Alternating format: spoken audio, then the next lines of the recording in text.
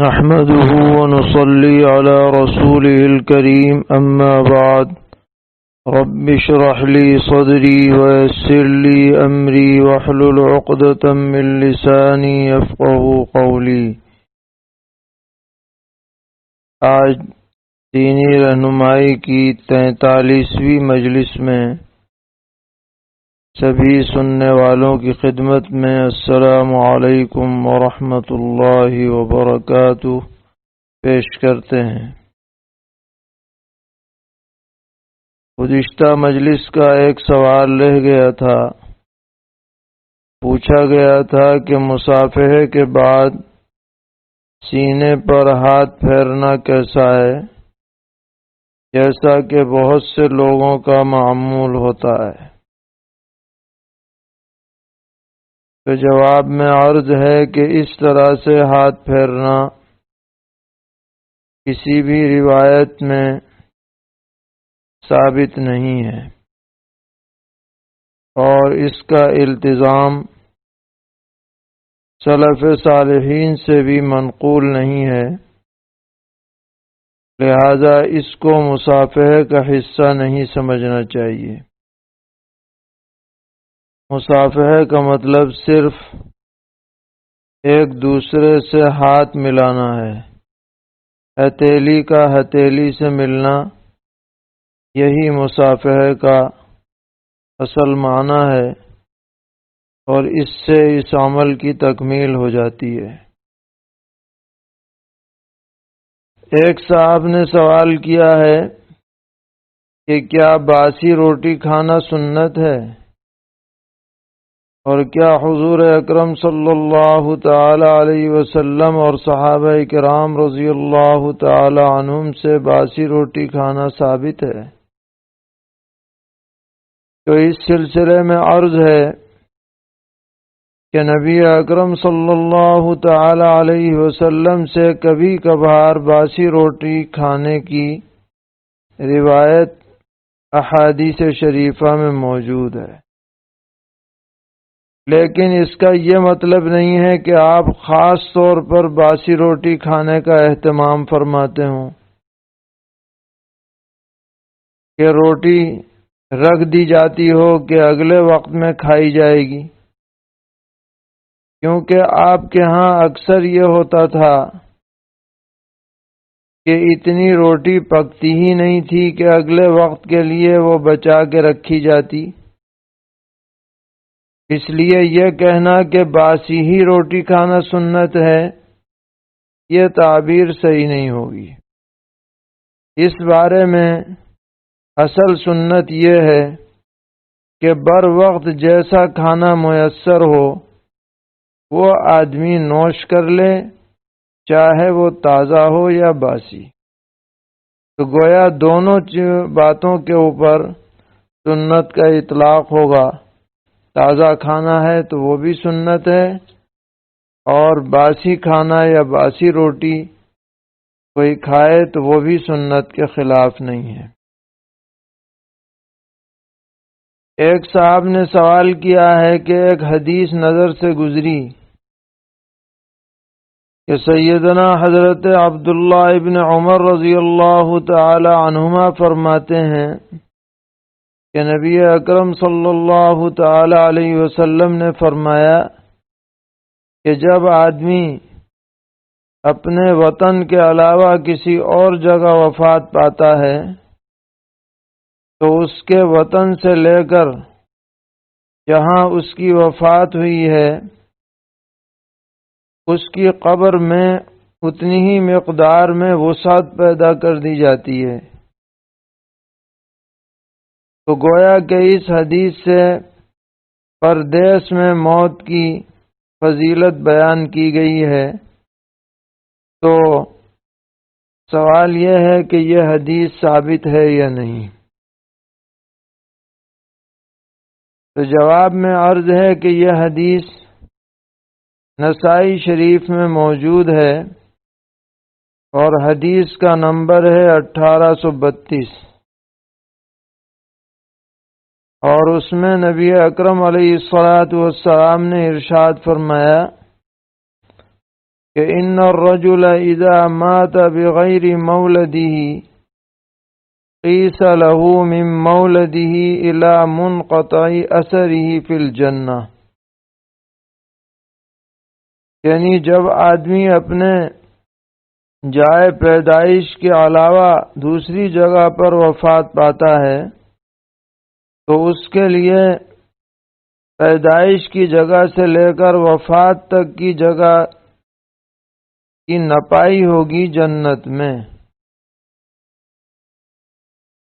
تو یہ اصل میں روایت ہے اور کم سے کم حسن درجے کی روایت ہے، اور حضرات محدثین نے اس کی شرح دو طرح سے فرمائی ہے۔ ایک تو یہ کہ جہاں اس نے وفات پائی ہے وہاں سے لے کر اس کے وطن تک کے رقبے کی اسے جنت عطا ہوگی، تو گویا جتنی دور وفات پائے گا اتنی ہی وسیع جنت اس کو ملے گی۔ اور دوسرا مطلب یہ بیان کیا گیا ہے کہ اسی مقدار میں اس کے لیے قبر میں وسعت ہوگی۔ تو بہرحال دونوں باتیں صحیح ہیں، ممکن ہے کہ قبر میں بھی وسعت ہو اور جنت میں بھی اس کو یہ فضیلت حاصل ہو۔ بہرحال یہ روایت معتبر ہے اور اسے بیان کیا جا سکتا ہے، اور اس سے سفر کی حالت میں وفات کی ایک طرح سے فضیلت ثابت ہوتی ہے۔ ایک صاحب نے سوال کیا ہے کہ دو واقعات کی تحقیق مطلوب ہے۔ نمبر ایک، ہم نے بارہا سنا ہے کہ ایک عورت کی وجہ سے 4 مرد جہنم میں جائیں گے۔ نمبر ایک اس کا بھائی، نمبر 2 اس کا شوہر، نمبر 3 اس کا والد، اور چوتھا انہوں نے ذکر نہیں کیا ہے۔ تو اس روایت کے بارے میں پوچھ رہے ہیں کہ یہ صحیح ہے یا نہیں۔ تو جواب یہ ہے کہ یہ روایت قطعاً بے اصل ہے اور اسلام کے اصول کے بھی خلاف ہے۔ اسلام کا اصول یہ ہے کہ وَلَا تَزِرُ وَازِرَةٌ وِزْرَ أُخْرَىٰ، کہ کسی کی برائی کی وجہ سے دوسرے کو سزا نہیں دی جائے گی۔ اب غلط عمل تو عورت کرے اور سزا میں یہ 4 لوگ اس کے ساتھ جہنم میں جائیں، یہ اس اسلامی اصول کے خلاف ہے۔ باقی یہ بات اپنی جگہ مقرر ہے کہ بچپن ہی سے بچی کی عمدہ تربیت ہونی چاہیے۔ اگر وہ کسی بری بات میں مبتلا ہو تو اس سے اسے بچانے کی کوشش ہونی چاہیے، یہ الگ موضوع ہے۔ لیکن محض ایک عورت کی وجہ سے 4 مرد جہنم میں جائیں اور اس کو حدیث کے طور پر بیان کیا جائے، یہ بالکل درست نہیں ہے۔ اسی طرح انہوں نے ایک دوسری روایت کے بارے میں پوچھا ہے کہ ہم نے سنا ہے کہ حضرت بلال رضی اللہ تعالی عنہ نے ایک مرتبہ اذان ہی نہیں دی تو صبح نہیں ہوئی، اور اذان دے دی تو صبح ہو گئی۔ اس روایت کی کیا حیثیت ہے؟ تو جواب یہ ہے کہ یہ روایت بھی بالکل من گھڑت اور سراسر جھوٹ ہے، اور کسی بھی معتبر کتاب میں دور دور تک اس کا کوئی ذکر نہیں ہے۔ خامخواہ لوگوں کی زبانوں پر یہ پھیل گئی ہے۔ ایسی باتوں کو پھیلانے سے پوری طرح بچنا چاہیے۔ ایک صاحب پوچھتے ہیں کہ جس طرح نفلی عبادات کا ثواب حضور اکرم علیہ الصلاۃ والسلام کو پہنچانا ثابت ہے، تو کیا کسی غریب کو نفلی صدقہ دینے کا ثواب بھی حضور کو پہنچا سکتے ہیں؟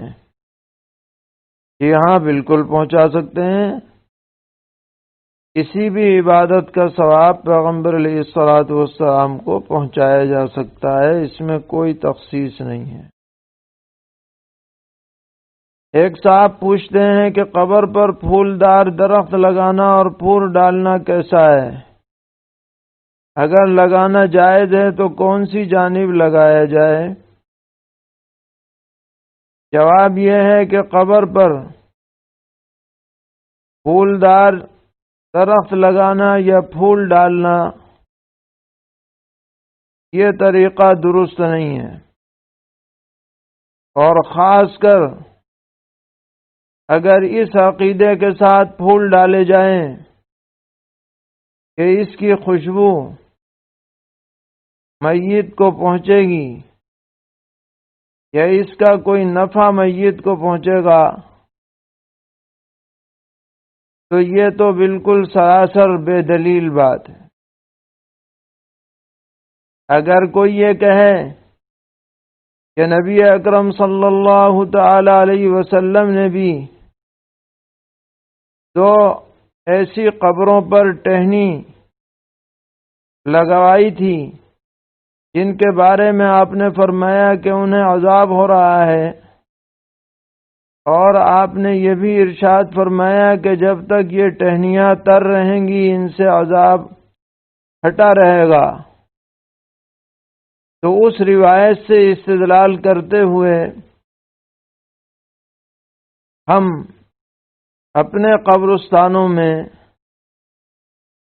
ٹہنیاں لگائیں، درخت لگائیں، تو اس کی اجازت نہیں ہوگی، کیونکہ قبر کے جو حالات ہیں وہ ہماری نظروں سے مخفی ہیں، مغیبات میں سے ہیں، اور پیغمبر علیہ الصلاۃ والسلام نے جو عمل فرمایا وہ بذریعہ وحی آپ کو علم ہو گیا تھا، اور پھر بذریعہ وحی یہ بتلا دیا گیا تھا کہ جب تک یہ ٹہنیاں تر رہیں گی تو عذاب ہٹا دیا جائے گا۔ ہمارے پاس ایسی کوئی دلیل نہیں ہے کہ ہم اپنے طور پر کوئی درخت لگا دیں اور یہ عقیدہ رکھیں کہ صاحب اس کی وجہ سے میت کو عذاب نہیں ہوگا یا میت اس کی وجہ سے راحت میں رہے گا، کیونکہ یہ سب چیزیں مغیبات میں سے ہیں۔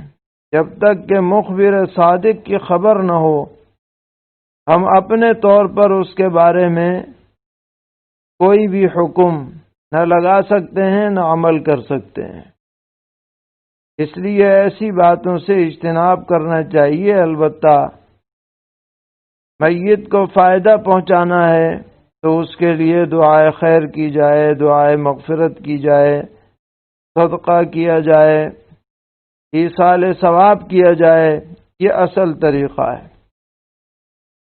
اللہ تعالی ہم سب کو ہدایت پر قائم فرمائیں اور ہر غلط طریقے سے محفوظ رکھیں۔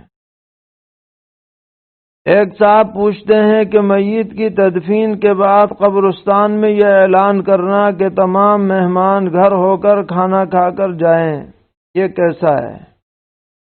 نیز مہمانوں، پڑوسیوں اور محلے والوں کے لیے اس دن میت کے گھر کھانا کیسا ہے؟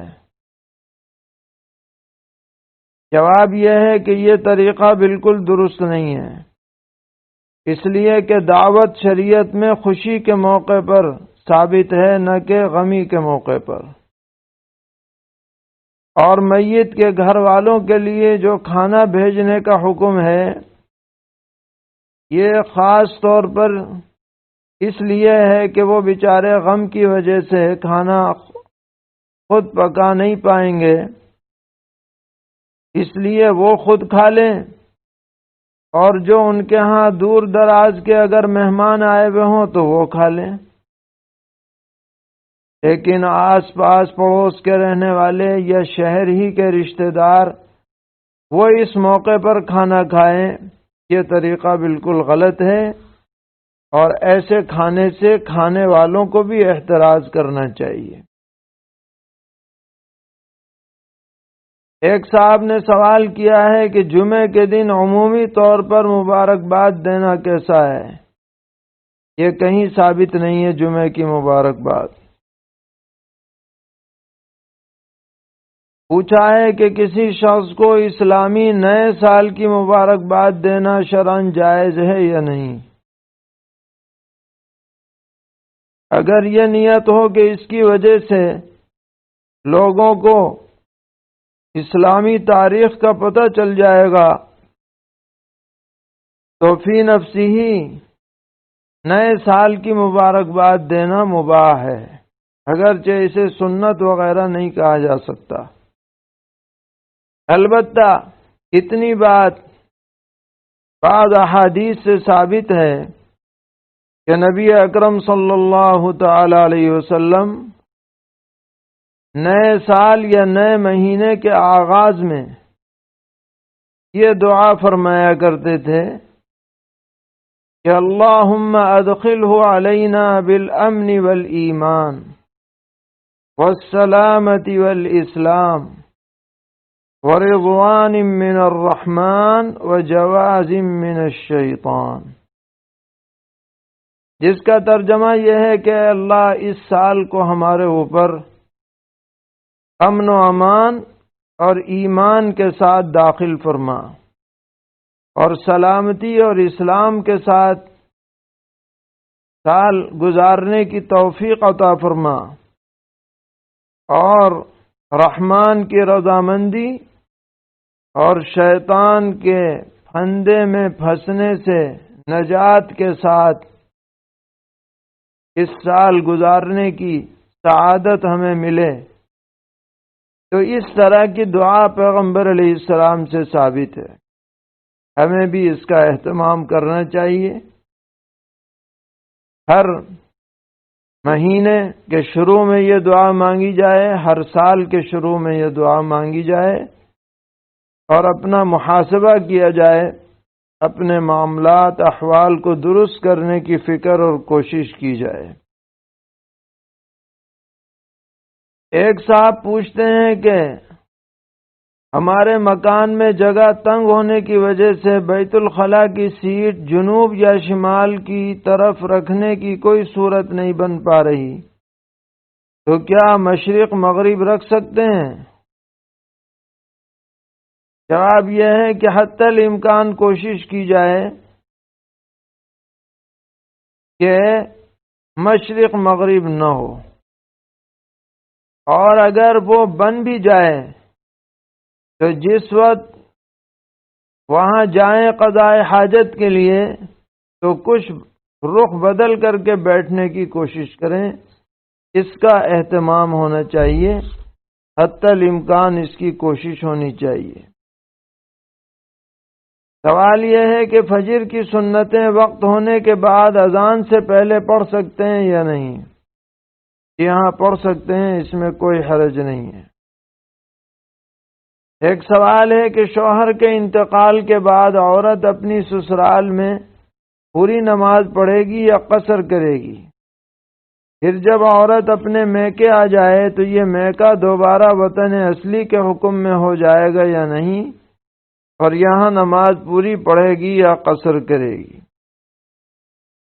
تو اس سلسلے میں عرض یہ ہے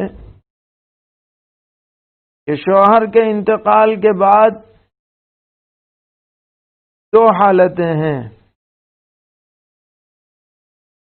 اگر حالت یہ ہے کہ اس بیوہ کا ارادہ شوہر ہی کے گھر مستقل رہنے کا ہے، مثلا بڑی عمر میں شوہر کا انتقال ہوا اور بیوہ کے بچے وغیرہ وہاں رہتے ہیں، وہ اپنی والدہ کی خدمت کریں گے اور ان کے ساتھ وہ رہیں گی، تو ایسی صورت میں تو کوئی شک نہیں ہے کہ اس بیوہ کے لیے یہی سسرال وطن اصلی بنا رہے گا، جیسے پہلے تھا شوہر کی زندگی میں ویسے ہی اب بھی رہے گا۔ دوسری حالت یہ ہے کہ انتقال کے بعد اس کا ارادہ اپنے میکے منتقل ہونے کا ہے، تو جب تک وہ شوہر کے گھر رہے گی، عدت گزارے گی، جب تک یہ سسرال اس کے لیے وطن رہے گا۔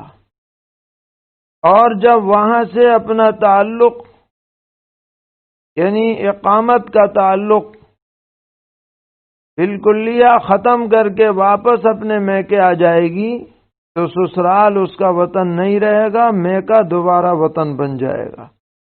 اس لیے جیسی بھی صورتحال ہو ویسا حکم اس کے متعلق دیا جائے گا۔ سوال کیا ہے کہ فیکٹری میں اذان دے کر 7 آدمی جمعہ پڑھ سکتے ہیں یا نہیں؟ اسی وقت پڑھیں گے جب تک کہ باہر کے آدمیوں کو عام طور پر آنے کی اجازت ہو۔ اگر اجازت نہ ہوگی تو فیکٹری کے اندر جمعہ درست نہیں ہوگا۔ پوچھا ہے کہ اگر کسی نے دوسری رکعت میں بھول سے امام سے پہلے تکبیر کہہ دی اور آخر میں سجدہ سہو کر لیا تو نماز ہوئی یا نہیں؟ نماز تو درست ہو گئی اور سجدہ سہو کی بھی ضرورت نہیں تھی، لا علمی میں کر لیا، آئندہ نہ کریں۔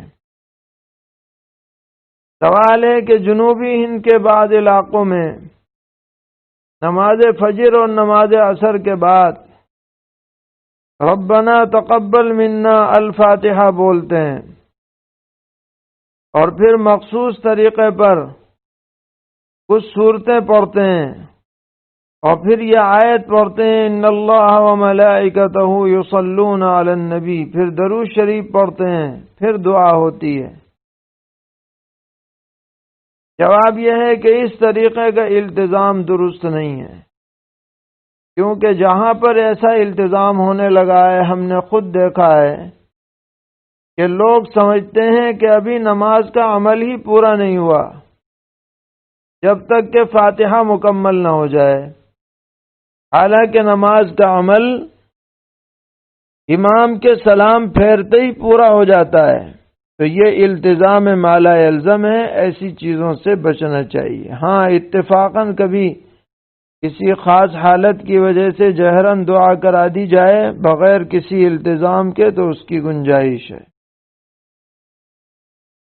سوال ہے کہ ایک شخص کا کہنا ہے کہ فرض نماز اور سنتوں کے درمیان 40-50 سیکنڈ سے زیادہ دعا نہیں مانگنی چاہیے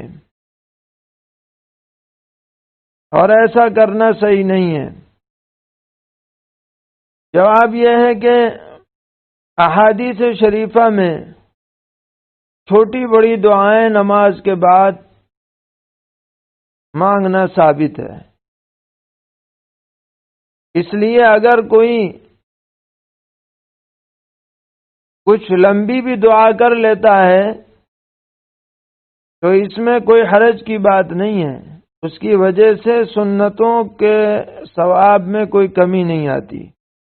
البتہ جب آدمی امام ہو تو اسے طویل دعا نہیں کرنی چاہیے تاکہ مقتدیوں کو اکتاہٹ نہ ہو۔ سوال ہے کہ سود کی رقم مسجد اور مدرسے کے بیت الخلاء میں لگا سکتے ہیں یا نہیں؟ نہیں لگا سکتے، سود کی رقم کو غریبوں کو بانٹ دینا چاہیے بلا نیت ثواب۔ ایک سوال یہ ہے کہ دینی اجتماع یا جلسے کے نام پر چندہ کیا گیا جس میں مسلم غیر مسلم سبھی نے حصہ لیا، اب اس میں سے پیسہ بچ گیا تو کیا اس کو مسجد کی تعمیر میں لگا سکتے ہیں؟ اگر چندہ دینے والوں سے اجازت لے لی جائے، عمومی اجازت لے لی جائے تو مسجد میں لگائیں گے اور بغیر اجازت نہیں لگائیں گے۔ ایک طالب علم کو ذمہ داران مدرسہ نے چندے کے لیے بھیجا، اس نے 2 سال تک چندہ کیا، اس کے بعد نقلی رسید بک چھاپ کر اسی مدرسے کے نام سے فرضی چندہ کرتا رہا، لیکن اب افسوس ہو رہا ہے تو اس کی واپسی کی کیا شکل ہے؟ جواب یہ ہے کہ اس نے بہت بڑا گناہ کیا ہے، خیانت کا مرتکب ہوا ہے، اس پر سچی توبہ لازم ہے، اور ساتھ میں اس نے جتنا بھی فرضی نقلی رسیدوں سے چندہ کیا ہے اتنی مقدار مدرسے کے فنڈ میں جمع کرنی بہرحال لازم ہے، ورنہ وہ اللہ کے نزدیک مواخذہ دار رہے گا۔ ایک سوال یہ ہے کہ کیا دوسری شادی کے لیے پہلی بیوی سے اجازت لینا شرعاً ضروری ہے؟ ضروری تو نہیں ہے، مگر اس کو اعتماد میں لے کر اقدام کریں گے تو زیادہ بہتر رہے گا۔ اور ویسے بھی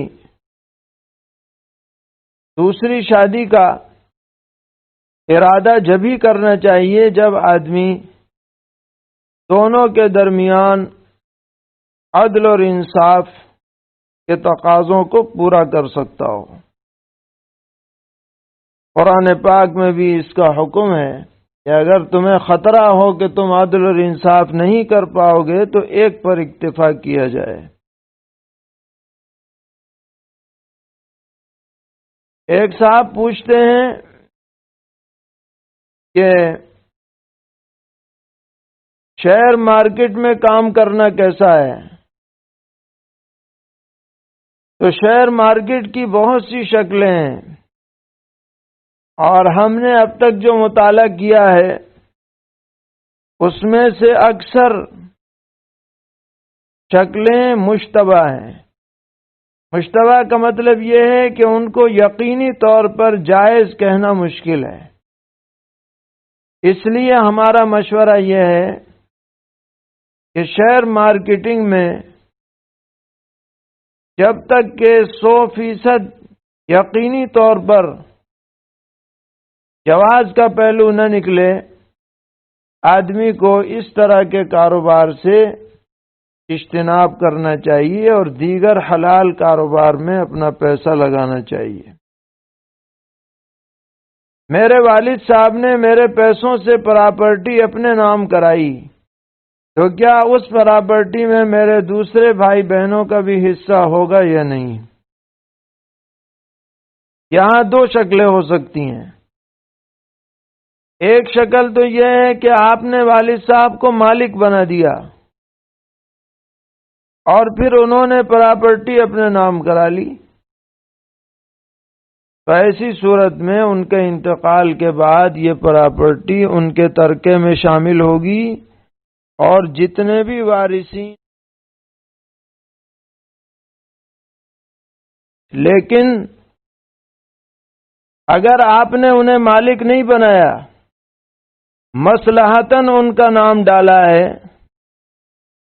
تو ایسی شکل میں آپ مالک ہیں اور یہ جائیداد والد کے ترکے میں شامل نہیں ہوگی۔ اس لیے اچھی طرح سے جیسا معاملہ ہو اس کے مطابق عمل کرنا چاہیے۔ ایک صاحب پوچھتے ہیں کہ عورت کو چاندی کے چپل پہننا کیسا ہے؟ تو عورت کے لیے چاندی کی چپل پہننا جائز نہیں ہے۔ عورت کو صرف سونے چاندی کے زیور پہننے کی اجازت ہے۔ دیگر جو استعمالی چیزیں ہیں وہ مرد ہو یا عورت کسی کے لیے بھی سونے چاندی کا استعمال اس میں درست نہیں ہے۔ ایک صاحب پوچھتے ہیں کہ بیان سنتے سنتے تسبیح پڑھ سکتے ہیں یا نہیں؟ ہاں، پڑھ تو سکتے ہیں، لیکن اس طرح نہ پڑھیں کہ سننے والے کو تشویش ہونے لگے یا اس کا ذہن بٹنے لگے۔ اس کا خیال رکھنا چاہیے۔ ایک صاحب نے پوچھا ہے کہ تقوی حاصل کرنے کی دعا کیا ہے؟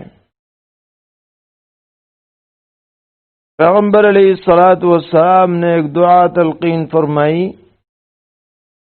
کہ اللہم آتی نفسی تقواہا، کہ اللہ مجھے میرے نفس کو تقوی عطا فرمائیے، وزکیہا انت خیر من زکاہا، اور آپ اس کو صاف ستھرا فرما دیجئے، آپ ہی اس کے بہترین صاف ستھرا کرنے والے ہیں، انت ولیہا و مولاہا، آپ ہی اس نفس کے ولی ہیں اور مولا ہیں۔ تو اس دعا کو استحضار کے ساتھ پڑھا جائے اور پھر کوشش بھی کی جائے کہ کوئی گناہ کی بات نہ ہو، شریعت کے خلاف نہ ہو، تو انشاءاللہ اللہ تعالی کی مدد ہوگی۔ سوال یہ ہے کہ حنظلہ نام رکھنا کیسا ہے، اور اس سے پہلے محمد لگا سکتے ہیں یا نہیں؟ ویسے تو حنظلہ ایک درخت کا نام ہے، لیکن صحابی کا نام بھی ہے، اس لیے صحابی کے نام کی نسبت کا خیال کرتے ہوئے کوئی شخص اگر بچے کا نام حنظلہ رکھے، محمد حنظلہ رکھے، حنظلہ احمد رکھے، سب جائز ہے۔ پوچھا ہے کہ لاعبہ نام رکھنا کیسا ہے؟ تو لاعبہ چاہے عین سے ہو یہ بھی صحیح نہیں ہے، اس کے معنی کھیل کود کرنے والی کے آتے ہیں، اور لائبہ بھی صحیح نہیں ہے حمزے کے ساتھ، ایسا نام نہیں رکھنا چاہیے۔